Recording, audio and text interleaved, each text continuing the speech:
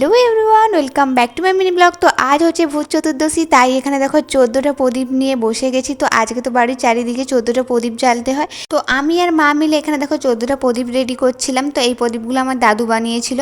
তারপরে এই যে দেখো এখানে থালার মধ্যে প্রদীপগুলো নিয়ে নিচ্ছিলাম। আর যেহেতু সন্ধ্যা হয়ে গেছে, বাড়িতে পুরো লাইট জ্বেলে দিয়েছি চারিদিকে। তো এই যে দেখো বাড়িতে লাইট জ্বেলে দেওয়ার পর কত সুন্দর লাগছে বাড়িটা। তারপরে তো এই যে বোন আর আমি মিলে প্রদীপ দিচ্ছিলাম। তো বোন প্রথমে মন্দিরে প্রদীপগুলো দিয়ে দিচ্ছিল, তারপরে আমিও কিছু প্রদীপ নিয়ে দিয়ে দিচ্ছিলাম। আমাদের এখানে দেখো প্রদীপ দেওয়া হয়ে গেছে, তারপরে কিছু বাজি আনা হয়েছিল, তো ওইগুলোই ফাটাচ্ছিলাম।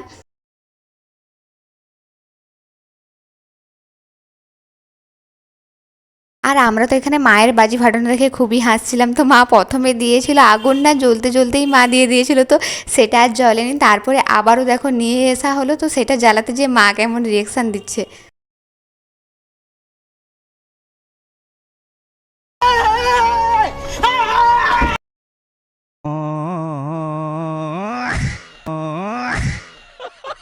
তো চলো, তারপরে মায়ের বাজি ফাটানো তো হয়ে গেল, তাই এখানে রং বাতি নিয়ে এখানে জ্বালাচ্ছিল। ভূত চতুর্দশীর সন্ধ্যাটা তো আমাদের এইভাবেই কাটলো। তোমাদের কেমন কাটলো কমেন্ট অবশ্যই জানিও। দেখা হচ্ছে নেক্সট মিনি ব্লগ।